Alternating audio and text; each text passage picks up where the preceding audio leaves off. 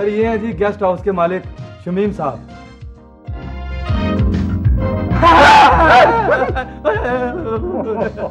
और रैम्बो मेरी जान, वो क्या हो गया है? ये होता है सस्पेंस, जो फिल्म की जान होता है और पब्लिक की जान निकाल लेता है। अच्छा ये शमीम साहब है जी ये माशाल्लाह माशाल्लाह, अच्छा कदावर शख्सियत है जी।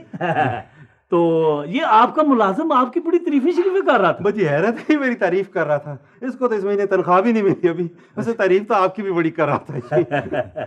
वैसे ये तो आपका उसने नजर है जी मेरा क्या जी, इसका है।